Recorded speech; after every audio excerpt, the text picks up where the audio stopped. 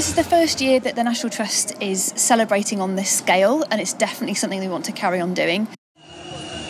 Judging from being at Pride today, the public reaction is just immense, joyful, excited, kind of incredulous. It's really important that LGBTQ stories are told because we're not telling them enough. They're in amongst everything that we're doing, and we have tended to skirt round them or bury them or sort of mumble around the edges, and we really need to be far more upfront about the stories that we have to share.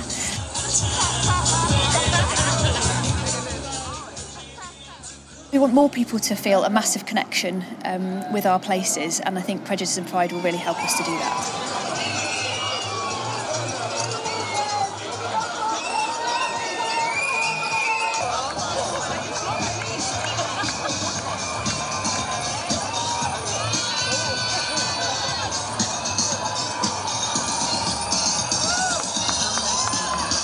I've known about the National Trust since I was about 6 or so. My parents have been lifelong members. Hadn't really thought the National Trust was that inclusive, but it's good to see that they've got a presence at Birmingham Pride. It's really encouraging. It's really positive to see that they encourage and accept everyone.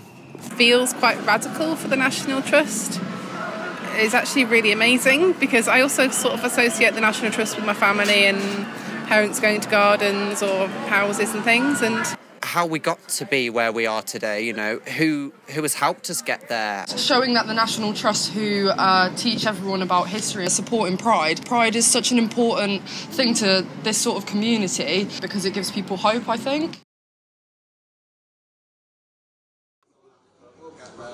I believe it's important that LGBTQ stories from the past are told and recognised.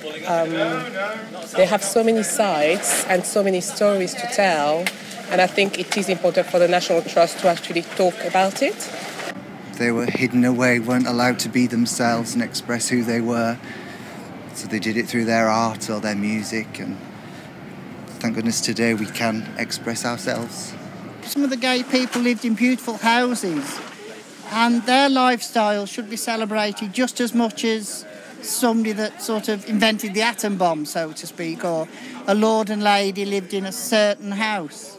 We're going to uncover so many stories that have been pushed to the side or hidden behind doors, or and I think it's a great thing to kind of bring them to the surface, give them new life and reveal them in this way.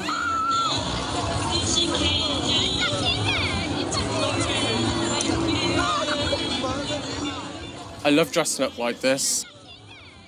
I do get some problems sometimes, but you just have to ignore it or be the bigger man. I was in an area where it wasn't okay to be gay, but I just moved out of that area and got on with my life elsewhere. I've come across a huge amount of prejudice, right from being shouted at in the parade, because I've been in the parade since 2002. I've been punched unconscious in a McDonald's before for being gay. Growing up in Norfolk, it was quite challenging at times. Being from a slightly rural community, there were times when I've had to perhaps explain that being LGBT+ is kind of normal, and it is normal, and it's completely acceptable to be who you are. So again, it's really positive to see that the National Trust, which has a nationwide presence, is again embracing such values and proving that it's okay to be who you are.